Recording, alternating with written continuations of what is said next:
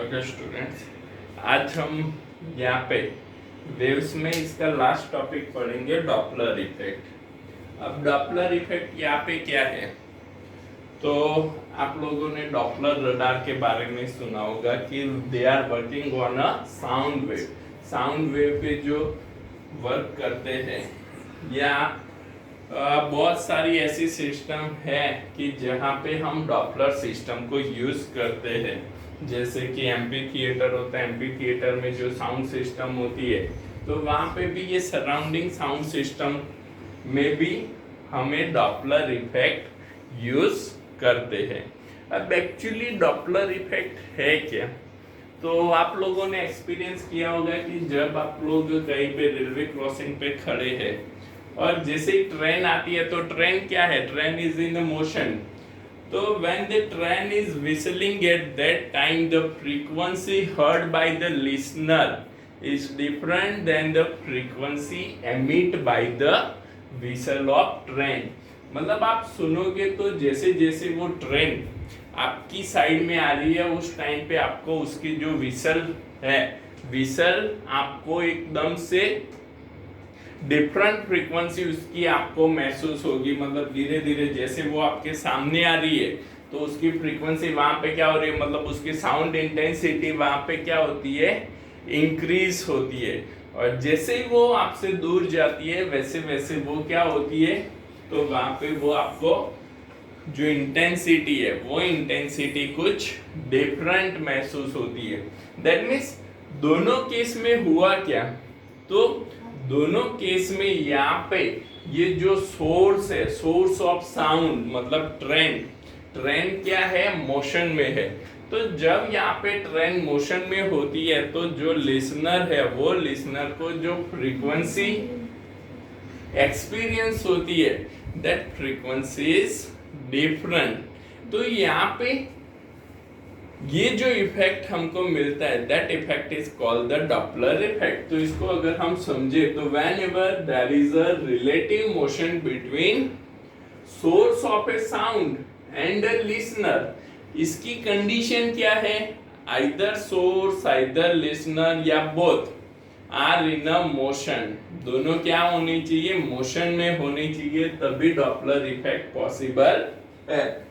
तो whenever there is relative motion between source of a sound and listener, then the frequency experienced by listener are different than the frequency emitted by source. This phenomena are called Doppler effect। इसको हम क्या बोलते हैं, Doppler effect बोलते हैं। Okay, तो ये simple Doppler effect क्या है, वो मैंने यहाँ पे आपको समझाया। अब यहाँ पे हमको ये फ्रीक्वेंसी का डेरिवेशन लिखना है। ये फ्रीक्वेंसी का जो सोर्स फ्रीक्वेंसी और लिसनर फ्रीक्वेंसी है, इसको यूज करके हमको यहाँ पे ये फ्रीक्वेंसी को डिराइव करना है। तो यहाँ पे फ्रीक्वेंसी को डिराइव करने के लिए हम कुछ एजम्पशन यहाँ पे कंसीडर करेंगे। वो एजम्पशन को यूज करके हम यहाँ पे फ्रीक्वेंसी को डिराइव कर सकते हैं। जैसे कि year,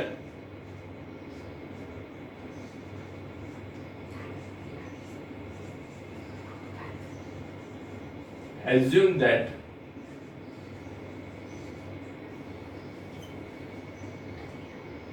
sound frequency, sound speed is denoted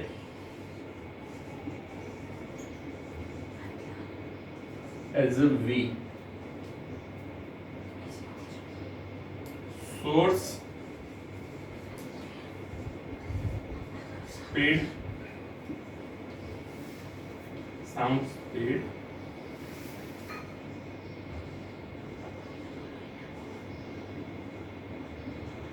sound speed is denoted as a V.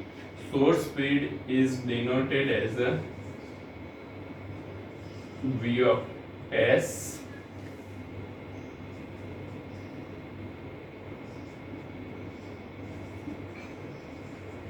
Listener speed is as a V of L. Okay. Source frequency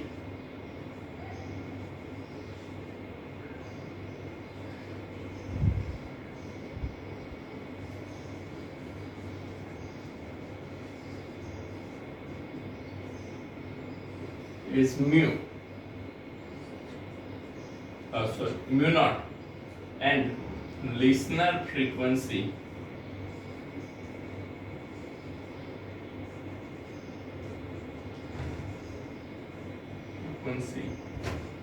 is mu. Okay, तो ये एजम्पशन आपको यहाँ पे ध्यान में रखना है, जिसको यूज करके हम यहाँ पे फ्रीक्वेंसी को डिराइव कर रहे हैं। अब यहाँ पे हम इसमें दो केस कंसीडर कर रहे हैं, ठीक है।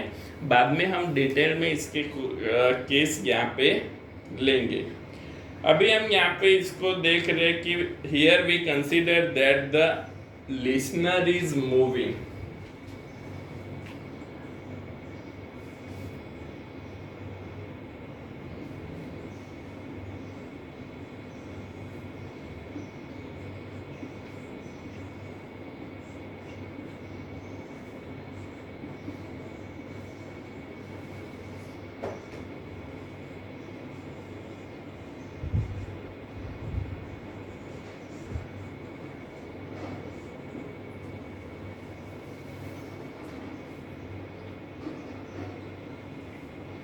तो हियर लिसनर कैसा है, तो लिसनर मूव कर रहा है। अब यहाँ पे इसके लिए हम एक फिगर ड्रॉ करते हैं। ये हमारा सोर्स है, ओके, सोर्स, और ये साउंड वेव है।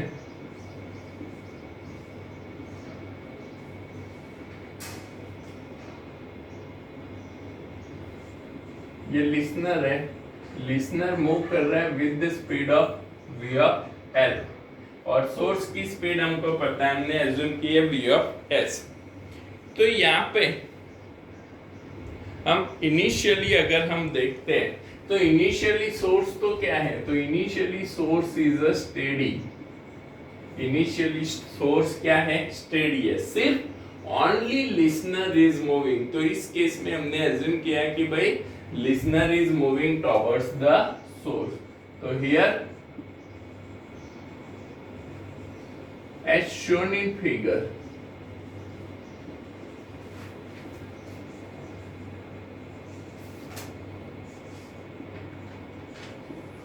listener is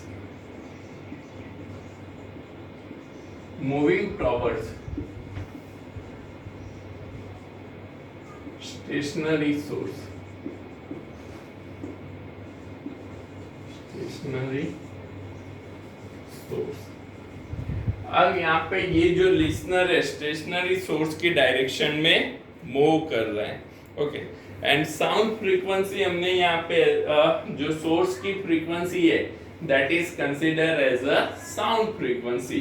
तो ये साउंड फ्रीक्वेंसी है, वो हमने क्या एज्यूम की है, तो वो हमने यहाँ पे म्यू नॉट एज्यूम किए। तो according to the definition of wavelength,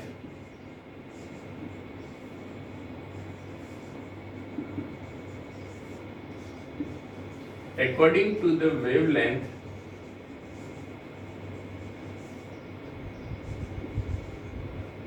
यहाँ पे वेवलेंथ लैम्बडा इक्वल्स टू क्या होगा, तो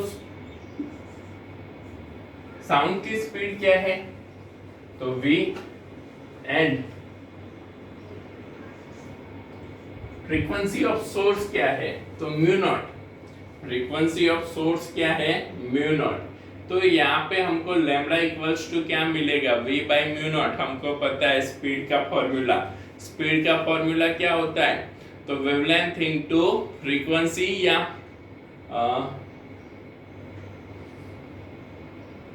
डिस्टेंस बाय टाइम। तो डिस्टेंस बाय टाइम के रिलेशन पे से हम ये वेवलेंथ का फॉर्मूला यहाँ पे ले सकते हैं।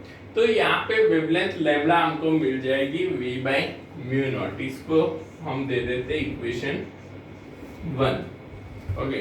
इसको हम ले लेते हैं फॉर्मूला 1। अब हम एज्यूम करते हैं कि भाई यहाँ पे ये जो लिसनर है, लिसनर क्या है, तो आपको एक चीज और यहाँ पे ध्यान में रखनी है कि भाई जो भी हम राइट साइड में जो भी हम स्पीड कंसीडर करेंगे, जैसे कि लिसनर कौन से डायरेक्शन में मूव कर रहा है, तो listener is moving in a direction of source, source के डायरेक्शन में मूव कर रहा है। तो यहाँ पे लिसनर कौन सी, तो जब हम यहाँ से देखते हैं, मैं यहाँ से देखता हूँ, ये कौन से मेरे राइट हैंड साइड पे, तो जब हम राइट हैंड साइड की स्पीड कंसीडर करते हैं तो दैट इज ऑलवेज पॉजिटिव, और जब हम लेफ्ट साइड पे स्पीड कंसीडर करते हैं तो दैट इज ऑलवेज नेगेटिव। ये आपको ध्यान में रखना है। जैसे कि ये लिसनर है, राइट साइड मूव कर रहा है, अगर ये लेफ्ट साइड मूव करता तो इसको हम क्या कंसीडर करते हैं, नेगेटिव कंसीडर करते हैं। और always speed of sound is consider as a positive, speed of sound हम यहाँ पे क्या कंसीडर करेंगे, पॉजिटिव कंसीडर करेंगे। तो यहाँ पे वेवलेंथ लैम्बडा इक्वल्स टू क्या है, तो speed bye frequency, speed bye frequency. तो यहाँ पे अगर हम देखते हैं तो from the above figure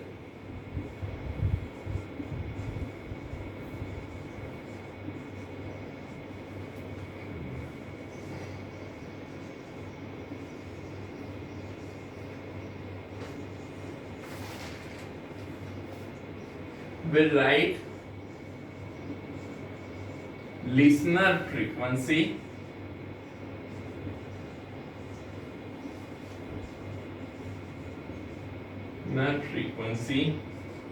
mu equals to v of L plus v by wavelength lambda।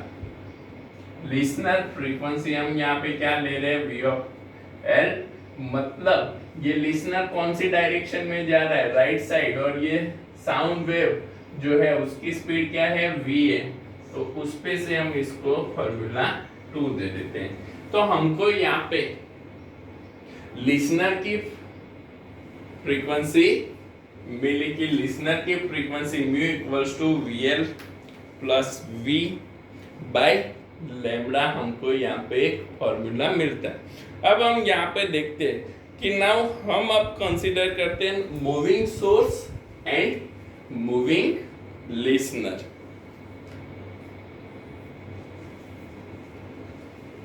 इसको लिख लो, ये पूरा कंटिन्यूस डेरिवेशन है।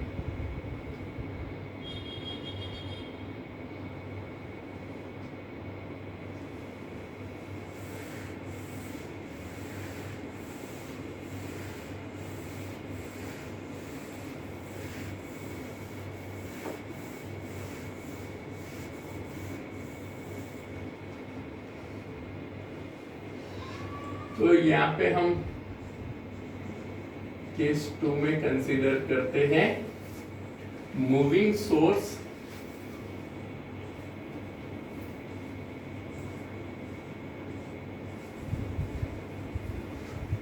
And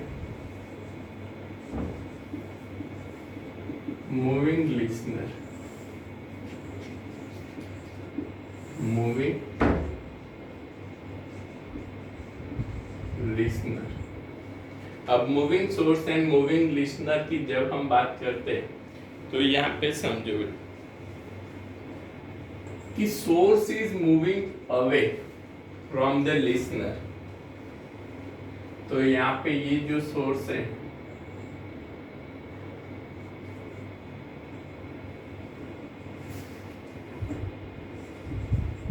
with the speed of v of s,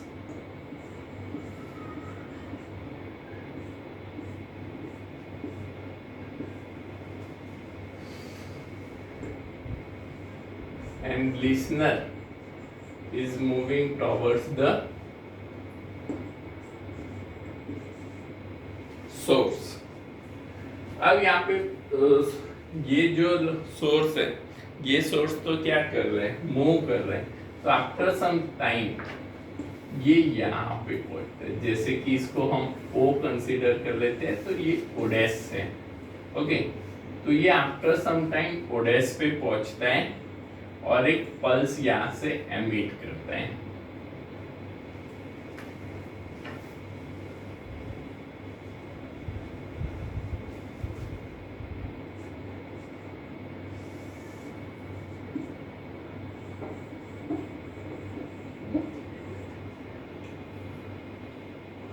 this one is a lambda.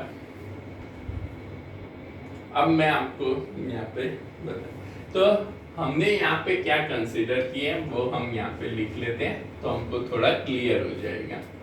तो here source is moving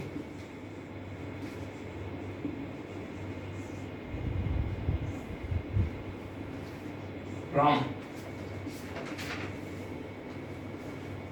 O to Odes in time t। एक periodic time में ये O से ओडेस पे जा रहा है। अब ये मैंने t क्यों लिया वो भी समझो। तो यहाँ पे जब ये जो सोर्स था उसने एक साउंड पल्स एमिट किया, अब जैसे इसने एक साउंड पल्स एमिट किया उसके बाद ये चलना स्टार्ट करता है और कहाँ पे जाता है, ओडेस पे पहुंचता है। फिर ये क्या कर रहा है, और एक साउंड पल्स एमिट कर रहा है। मतलब ये क्या हो रहा है, तो ये इतने टाइम में, पीरियडिक टाइम में एक साउंड पल्स एमिट करता रहता है। तो दैट इज पीरियडिक टाइम, इसलिए मैंने ये टाइम क्या कंसीडर किया है, टी कंसीडर किया है। तो यहाँ पे जब सोर्स O पे था तो उसने एक पल्स एमिट किया, फिर O से वो ओडेस पे जा रहा है, तो O से ओडेस पे ये पहुंचता है, ओडेस पे अगेन एक पल्स ये एमिट करता है। तो यहाँ पे ये टाइम कितना हुआ, t हुआ। अब दूसरी चीज, distance between two successive pulse. Okay, distance between two successive pulse और टू सक्सेसिव क्रिस्ट और ट्रॉप, तो उसको हम क्या बोलते हैं, wavelength lambda. It is called the wavelength lambda. कि भाई एक पल्स आया उसके बाद दूसरा आया, तो वो दोनों के बीच का जो डिस्टेंस है that is called the wavelength lambda. तो हमने ये डिस्टेंस कंसीडर कर लिया है वेवलेंथ लैम्बडा। ओके, अब यहाँ पे इतनी चीज आपको क्लियर हो गई कि भाई ये कितना है, क्योंकि दो सक्सेसिव पल्स के बीच का डिस्टेंस क्या होता है, लैम्बडा होता है। अब यहाँ पे O टू ओडेस, O टू ओडेस कितना डिस्टेंस हुआ होगा, तो speed into time vs into t, और O से ये डिस्टेंस कितना हुआ होगा, तो ये तो स्पीड ऑफ पल्स है, कितनी है v, और टाइम कितना, क्योंकि ये पल्स जब यहाँ से ये पल्स एमिट हुआ तो t टाइम में जब दूसरा पल्स एमिट होता है तब तक इसने कितना डिस्टेंस ट्रैवल किया है, v इंटू टी, और इसने ये सोर्स ने कितना डिस्टेंस ट्रैवल किया है, तो v of s into T. तो फिगर पे से आप देखते हो कि टोटल वेवलेंथ क्या है, वेवलेंथ इज अ डिस्टेंस, तो डिस्टेंस इक्वल्स टू क्या होता है, v of t and v of s t। तो हियर फ्रॉम द फिगर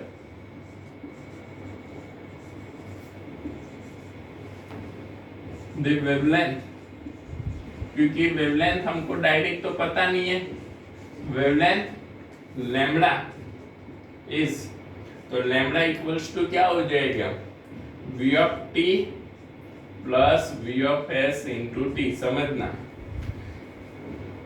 जब यहाँ पे एक पल्स एमिट हुआ वो t टाइम में कितना डिस्टेंस ट्रैवल कर रहा है, तो t टाइम में ये पल्स है, पल्स की स्पीड क्या है, साउंड वेव की स्पीड क्या है, v हमने एज्यूम की थी, तो v इंटू टी। और जब ये जो सोर्स है, ये सोर्स चलना स्टार्ट करता है तो इसकी स्पीड कितनी है, v ऑफ s, और ये कितने टाइम तक चलता है, तो पीरियडिक टाइम t तक चलता है, तो v into T plus v of s into T.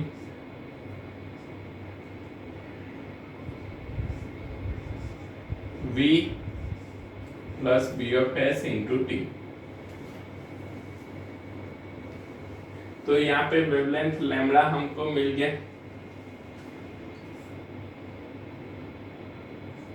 जिसको हम फॉर्मूला 3 दे देते हैं। अब यहाँ पे पीरियोडिक टाइम तो क्या होता है, तो periodic time is nothing but the inverse of source frequency. तो पीरियोडिक टाइम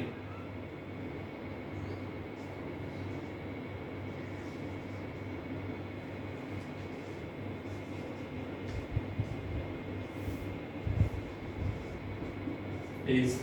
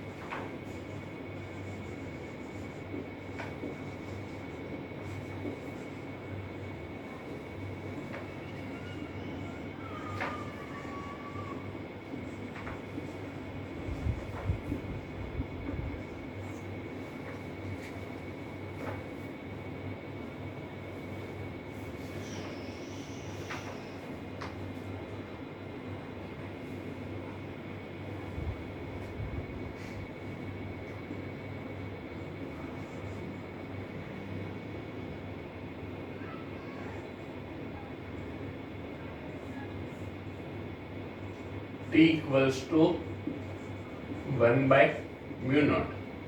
तो यहाँ पे इस फॉर्मूला में अगर हम वेवलेंथ लैम्बडा लेते हैं तो lambda equals to v plus B of S divide by μ0, जिसको हम फॉर्मूला नंबर 4 दे देते हैं। अब आगे हमने देखा था कि जो लिसनर फ्रीक्वेंसी सेकेंड फॉर्मूला था हमारा, तो listener frequency mu equals to क्या था, तो listener frequency mu equals to v plus B of L. Listener frequency mu equals to v plus B of L by lambda. तो ये formula from the formula fourth and fifth दोनों देखो, तो from the equation 4 and 5 हम यहाँ पे listener frequency क्या लिख सकते हैं, तो लैम्बडा की वैल्यू फिफ्थ इक्वेशन में पुट कर लो, तो v plus V L divide by v plus B of S into μ0। तो ये हमको मिलता है general formula for a Doppler effect. Mu equals to v plus V L divide by v plus v of s into μ0। तो यहाँ पे ये formula जब हमको समझ में आ गया तो हम कोई भी चीज, कोई भी इसका न्यूमेरिकल है, कोई भी क्वेश्चन है, वो सॉल्व कर सकते हैं। सिर्फ आपको एक ही चीज ध्यान में रखनी है, the speed on the right hand side is considered as a positive and the speed on the left hand side is considered as a negative and always the speed of sound is positive। इतना जब आप ध्यान में रखोगे तो कोई भी numerical solve कर सकते हैं। अब इस पे से हम इसके डिफरेंट केस देखते हैं।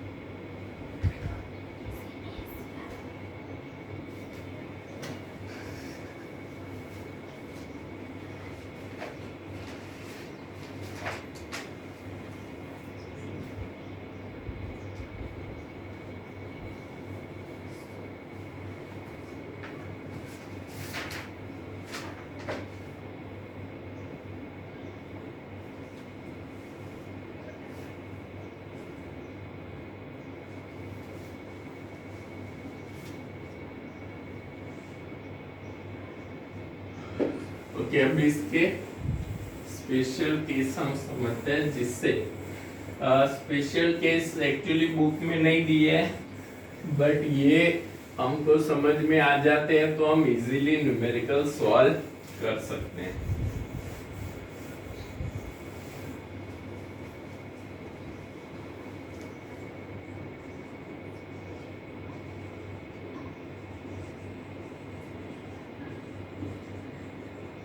जिसमें पहला है listener stationery,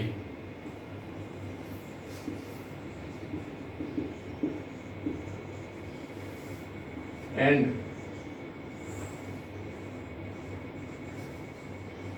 source are moving towards listener, towards listener। तो यहाँ पे एक केस मैं समझा देता हूँ, जिससे ये हमारा लिसनर है, ये सोर्स है। अब लिसनर क्या है, तो लिसनर तो स्टेशनरी है, मतलब इसकी स्पीड क्या हो गई, 0 हो गई, and source is moving towards. तो ये कौन सी डायरेक्शन में, लेफ्ट डायरेक्शन में चल रहा है। Source is moving in a left direction. तो हमारा फॉर्मूला क्या था, mu equals to V plus V L by V plus V of S into mu. तो हमको जो लेफ्ट डायरेक्शन में चल रहे, उसको क्या कंसीडर करना है, नेगेटिव। और यहाँ पे लिसनर तो क्या है, स्टेशनरी है। तो हमारा फ्रीक्वेंसी का फॉर्मूला यहाँ पे क्या बनेगा, तो v divide by v minus v of s into mu naught. ये हमारा फॉर्मूला बनेगा, mu equals to v divide by v minus v of s into mu naught. Same as second case लेते हैं कि भाई listener stationery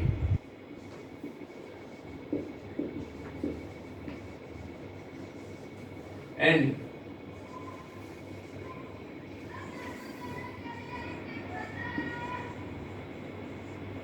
source are moving away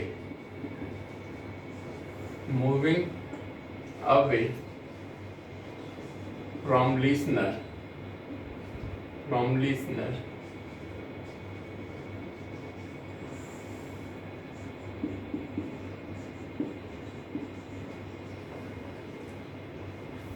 ये source की direction क्या हो जाएगी, रिवर्स हो जाएगी। ये इस साइड चल रहा था, इसके ऑपोजिट।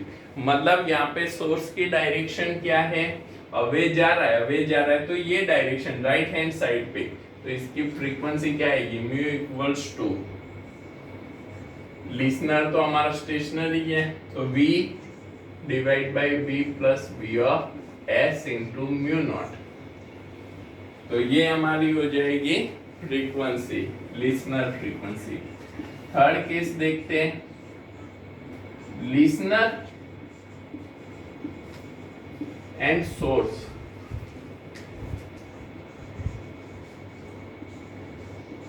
both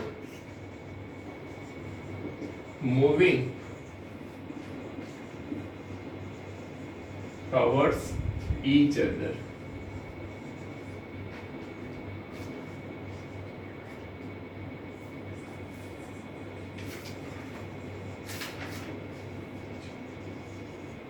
दोनों एक दूसरे की direction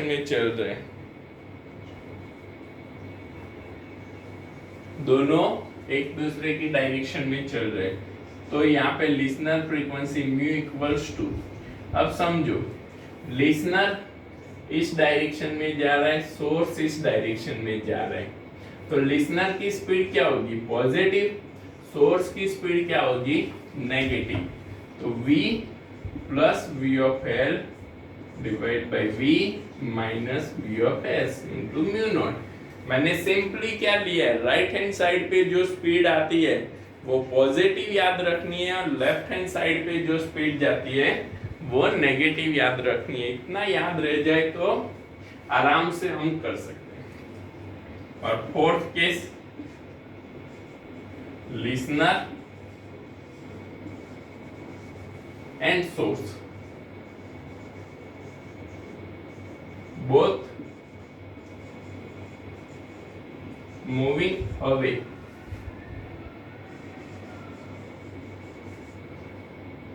so mu equals to